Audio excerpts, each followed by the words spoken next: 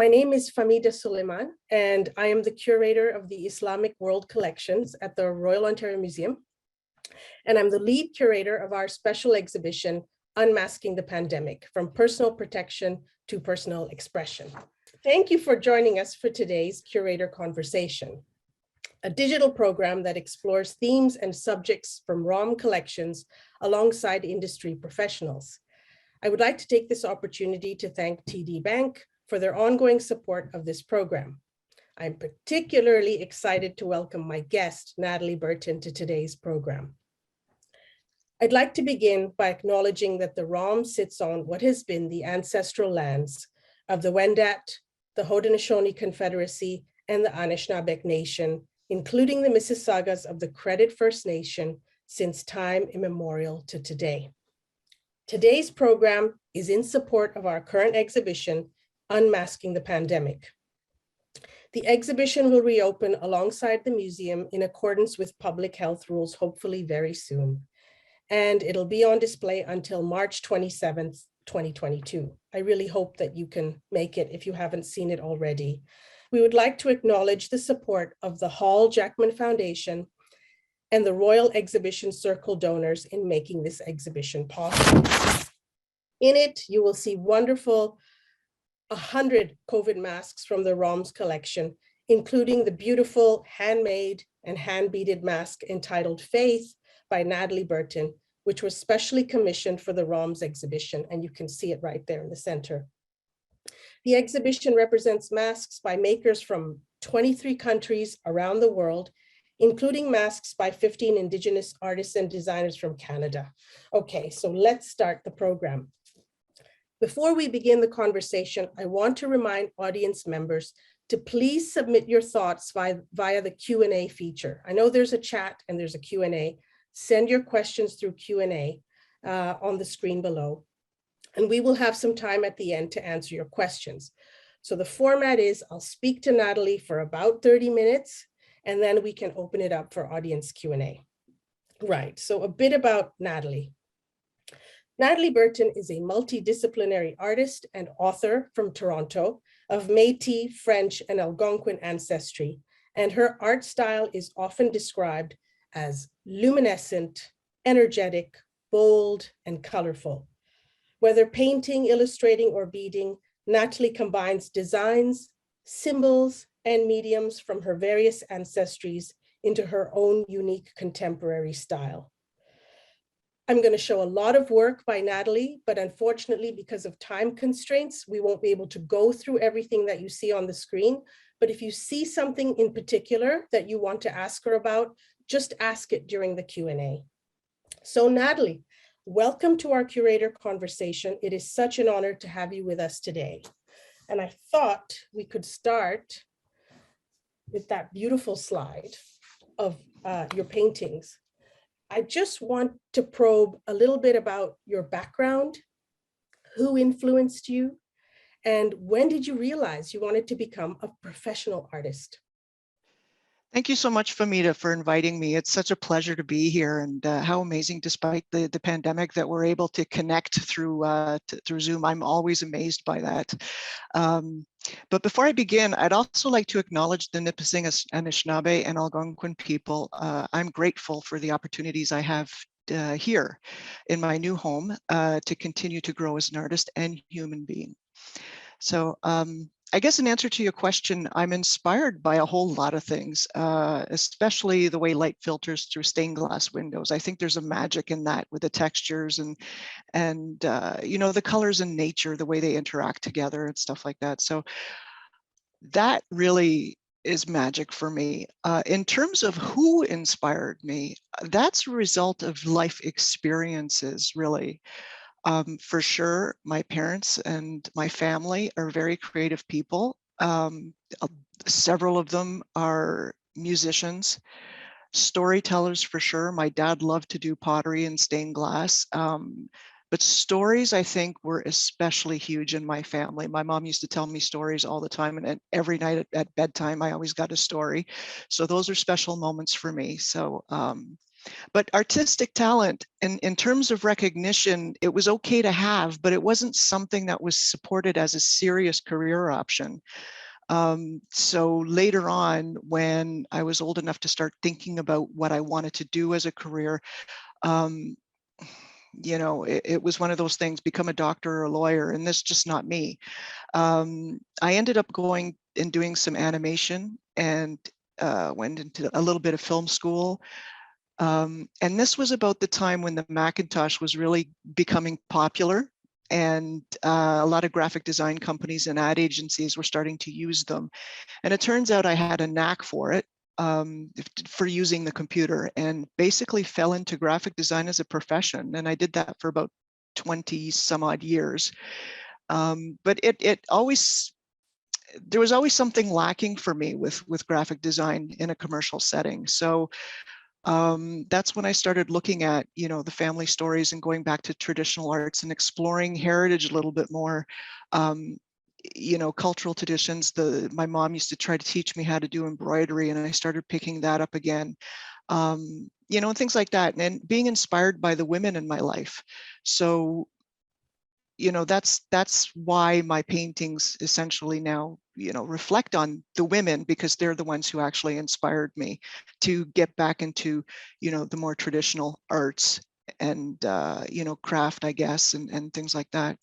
I was going to mention that even the paintings that we've put up here now, they're from a number of years. They're not just recent works. And there's one right behind you that people will be able to see a bit better, maybe. That is a very recent work.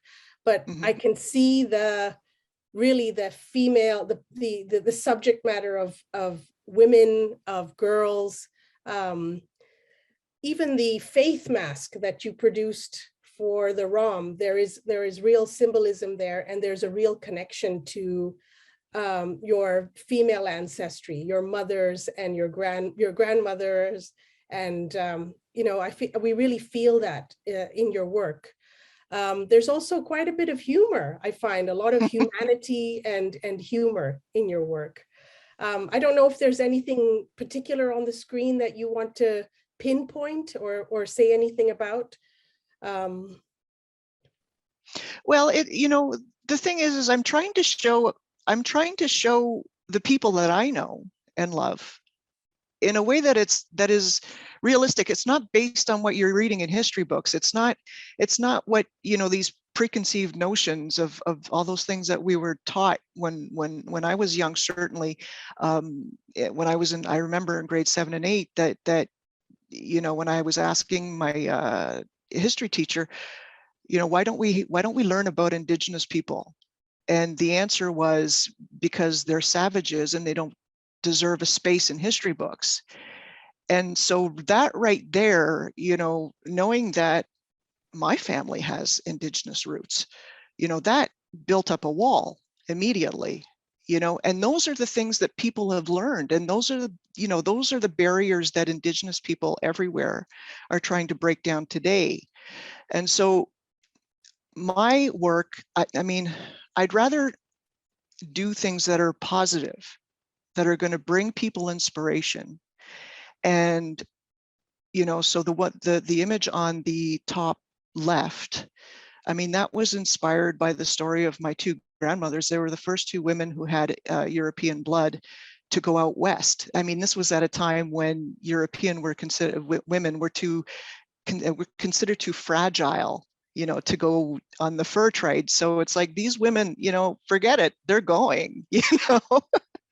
So there's an awful lot of strength. And also, you know, the bottom one is just that one is just about menopause and the humor behind the reality. We're all women, we're all humans, we're all people. We can see each other, hopefully, in the work that I'm trying to produce. I love that. I love that. I'm going to show the next slide, because you did talk a little bit about education, and you talked about the erasure of Indigenous history and stories in sort of mainstream educational system. And thankfully, that has really changed now. But could you talk a little bit about what we're seeing on the screen right now?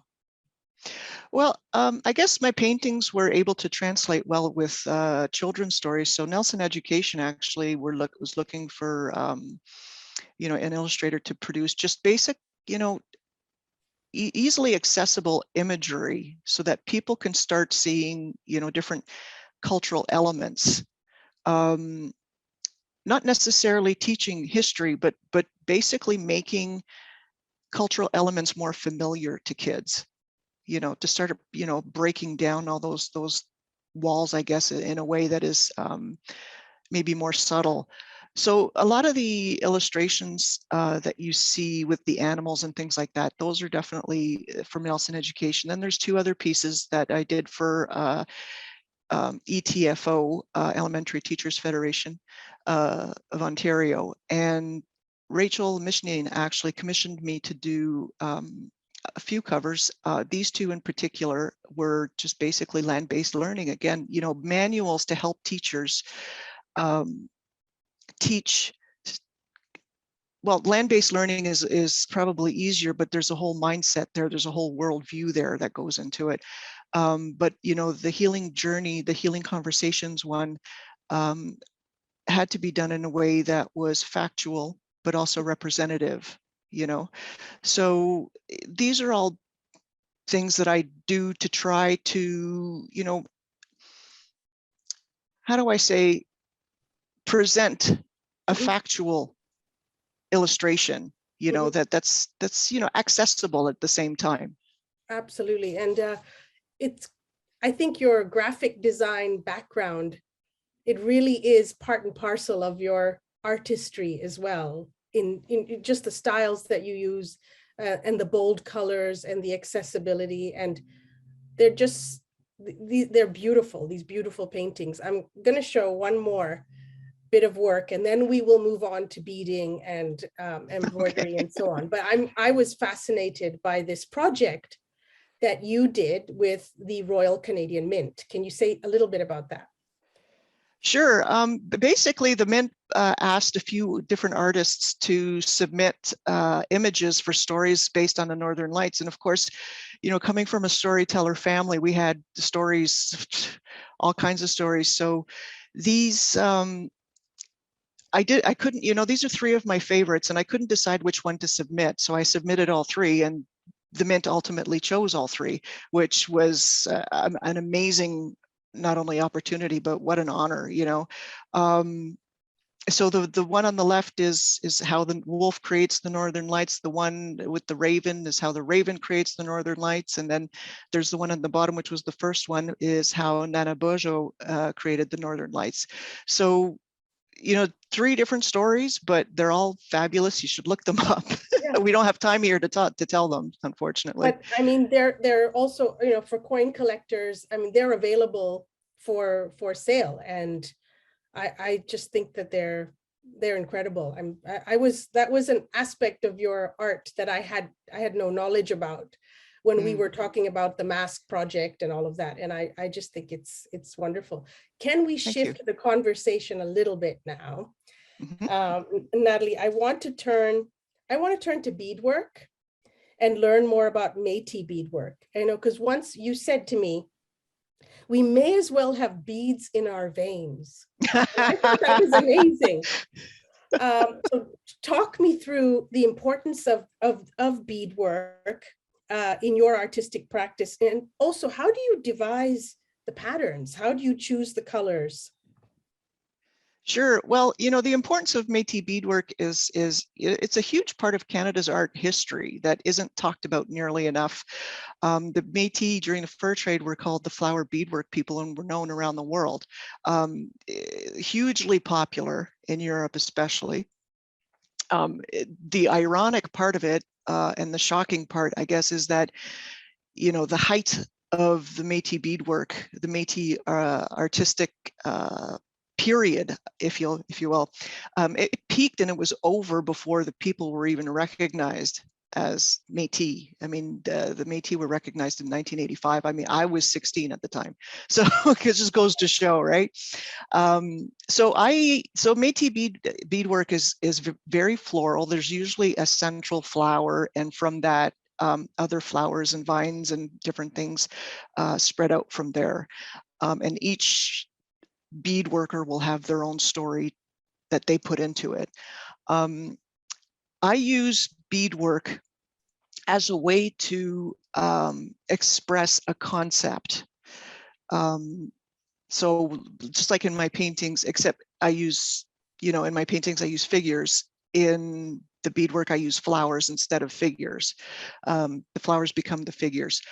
So the cushion that you see on the top right, that one, it stemmed from a very basic idea. This is kind of like a practice beadwork piece because I wanted to see how I could express an idea or a concept using the flower as the basis.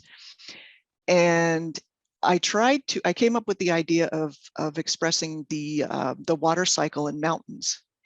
So why not, right? So that's what the bead is. So the center in the middle is the snow on top of the mountain, and it comes down the mountain, and the blue is the water as it melts and flows down the bottom of the mountain, and it gets drawn back up.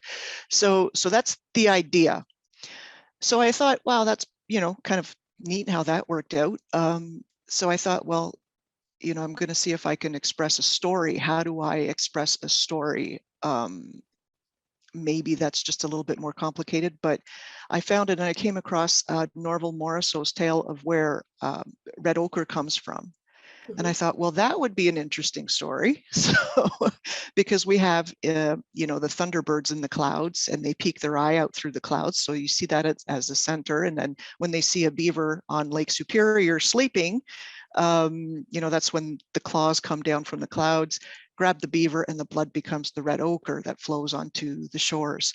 Wow. So that ended up, I thought, being quite successful. I mean, I thought the idea was really good. And, from there, that's where I thought, maybe I should do a series based on stories, Métis stories from Ontario and Quebec.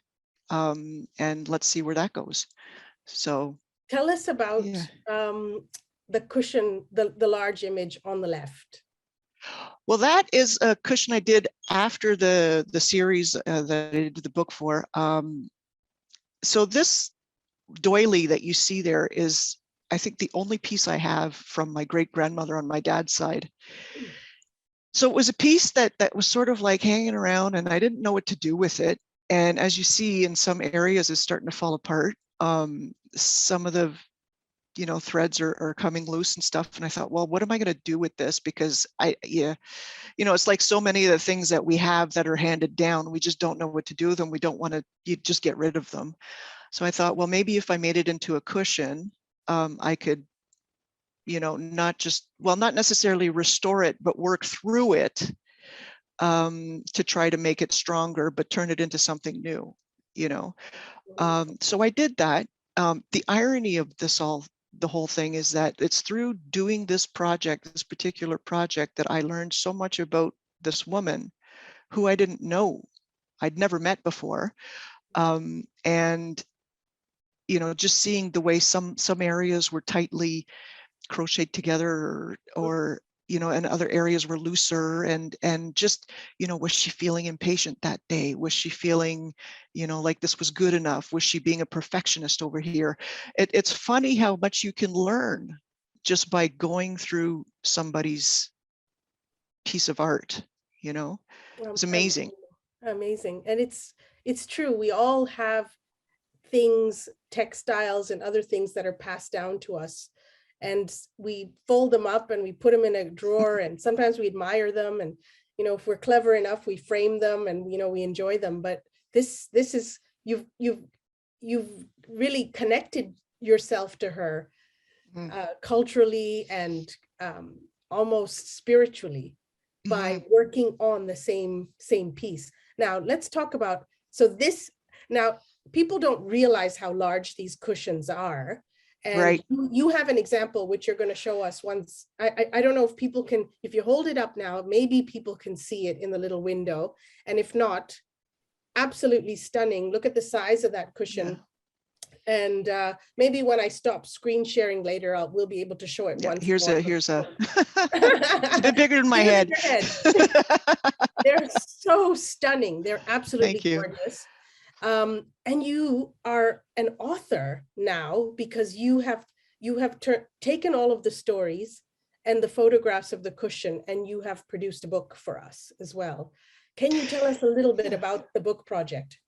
Sure. The book project, well, initially I had intended on just creating the cushion series.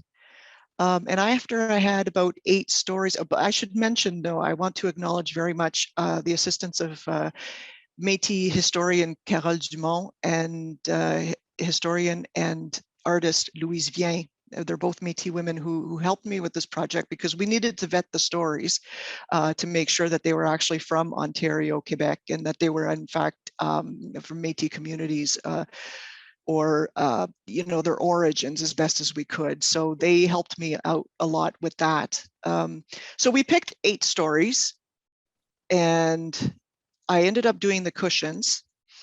And it was one of those situations where, well, okay, if I just have the cushions, how much longevity is this going to have for the culture, for the next generations? So I thought, well, I'm going to retell the stories in my own voice, but giving credit wherever I could. And then there's an introduction in the book as well, and that talks about the whole process. And then I decided to create the book in English and in French. So it's actually a bilingual book. Oh, wow. So yeah, and there it is. And it launched the week before the pandemic. Oh, geez. Yeah. You were meant to, they are meant to go on exhibition, or have they been on exhibition already? Have people been able to see them at all in person? A couple of them went off to Vancouver for a short bit last year. Yeah. I was supposed to have an exhibition in 2020, and that was, promptly canceled thanks to COVID. But, they're going to go on exhibition at some point this year. Okay, we just can't great. really talk about dates. Okay. All right. So we're going to move on to something else here. So you finished the book, right? Yeah. And you thought, I think I might go back to painting now.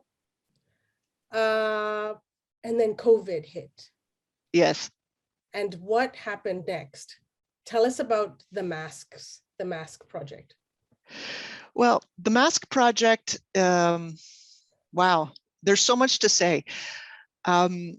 At the beginning of the pandemic, you figure may as well just, be as positive as possible and keep busy and make art and use this opportunity. Now that everything's closed, I mean, everything was canceled, may as well use the opportunity to do the things that I hadn't been able to do. Within a couple of weeks, I started noticing on social media that there really wasn't any output from artists. It was like everything stopped, even with artists. And I was shocked by that, especially with Metis beadworkers, because Metis beadworkers, it's like I told you, that brings it back to that whole, we have beads in our veins. They bead everything, and I mean everything. So, I was kind of surprised that, the mask seems to be the perfect canvas to be able to bead, to do something with, even to create art with. So I was surprised that there was nothing. So I made a post on it was kind of flip, on Facebook, where are all the beaded masks? Lisa Shepard, a very good friend of mine, who's also an extraordinary beadworker out in BC, immediately contacted me, and we had this conversation, about how some people are just really blocked.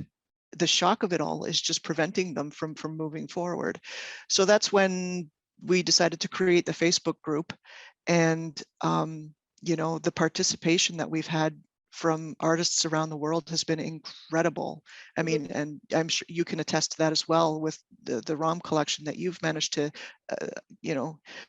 bring in. It's just an insane, the amount of talent there is around the world, and in Canada. Before we delve more deeply into the Breathe project in a minute, can you tell me from the screen here, the first mask that you made, I believe it's blueberries.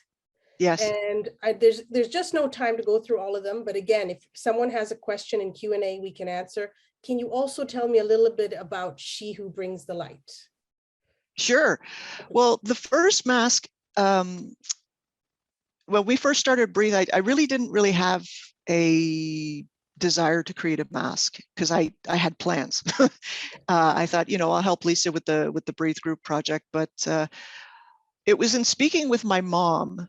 We had a conversation, and she was telling me how scared she was. And for her, that the pandemic really hit home. She's much older. She's alone, and she is fearful. Where do you get masks? Where do you get all the stuff that you need? So it was during that conversation that I realized just how serious the fears were for her and for potentially other people. And she also told me about how my great-grandmother, her grandmother, died of tuberculosis back in the day and is buried in a mass grave in North Bay. And so, all of this hit home because the loss is palpable. And you think about all the different people who are going to feel that sense of loss at some point. It was inevitable. So Blueberries is based on that conversation because she was telling me how she used a blueberry patch to fashion her own first mask to go out, the first couple of times. She put Kleenexes in there. So this mask is based on, something that she had done to try to protect herself. She Who Brings the Light is one of the last masks that I did. This one, so each mask basically represents a moment in time for me during the pandemic. Right. So each of them has like a story, a moment, that describes what I was feeling at the time. She Who Brings the Light is based on my favorite story ever. It's a story it's a solstice story, winter solstice story. And it's about how the female caribou, the females don't lose their antlers like the males lose them much earlier. The females hold on to their antlers much later into the season. And so it's about how during the solstice, the female matriarch caribou grabs the sun and brings it up into the sky to begin the whole new cycle again. Mm-hmm. To me, that is such a story of hope. It's such a story of positivity and okay, great, like let's keep going. The light's coming back. So that's what that mask is about. Beautiful, absolutely beautiful. And I know we've done a little video of you making the faith mask, which people can access on our website, but it really takes a long time you plan it out, you put it on, you draw it out normally, don't you, on a paper cartoon, and then you put it on the base layer, and then the beading begins, and you carefully choose. I don't think people realize even the borders have significance. Each type of bead you've chosen has significance. Every color has symbolism to it, and yeah, I just think they're incredible works of art, and we are so fortunate at the ROM to have one of your works. Okay, so we're going to go swiftly to the Breathe project, which it's kind of my last question before we open up to Q&A, because there's already several people who want to ask questions. So sure. This is the Facebook page, Breathe, and I took this screenshot a week or two ago, and you have over 2,000 members already. Yeah. And then the pictures on the right, Breathe not only became an online submission of your masks, but it became a traveling exhibition around Canada. Mm-hmm. And we just have one venue showing here, the Royal Alberta Museum. But just, if you want to expand a little bit more on Breathe. Sure. Well, it's like you said, within the first couple of weeks that we started the Facebook group, I guess a lot more people were online, evidently. And we grew within 2 weeks, we had 1,000 members. And the masks that were being produced, I mean, these are samples that you can see here. This is the exhibition at the Royal Alberta Museum, which was just last fall, it closed. And it was incredible to see all the masks in that setting, but I'm getting ahead of myself a little bit. When within a month of Breathe starting, all of a sudden we started seeing that, the Smithsonian and other major museums and galleries in the US were starting to buy up these masks. I mean, these were masks that were made in Canada. And we thought to ourselves, well, you know, if we lose these masks, what's going to happen to them? You know, we're going to miss out as, you know, as Canadians on our own story. So with a wonderful group of supported curators and craft people, we decided to try to get an exhibition together. We put out a call, selected 45 masks to go into the first group, and off they went. In September, they were off to the White Museum of the Canadian Rockies in Banff. And so they'll be going on tour until 2023. The amazing part is that we also have a second group that was curated with the help of the Art Gallery of Guelph.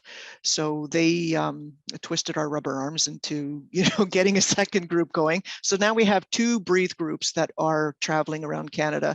The first group is currently at the Prince of Wales Northern Heritage Centre in Yellowknife at the moment. Wow. And the second group is at the Galt Museum and Archives in Lethbridge, Alberta. And the Breathe artists, they're not all Indigenous artists as well. No. You were accepting submissions from anyone working on handmade masks. Yeah, absolutely. Because, you know, even though it wasn't that long ago that First Nations people and Métis people and people in different parts of the world have experienced pandemic before and not so long ago. But this is the first time that everybody was going through it and everybody can connect and learn from one another. And I think the Breathe project ended up facilitating those conversations. And when people looked at a mask, they got a story. I mean, the stories that go behind the mask are just as important, if not more important, as the mask itself. And so it was important for us, because this is an event that's, you know, happening to everybody around the world, to include everybody. This isn't just about Indigenous people or Métis people or whatever. It's about humans and humanity coming together.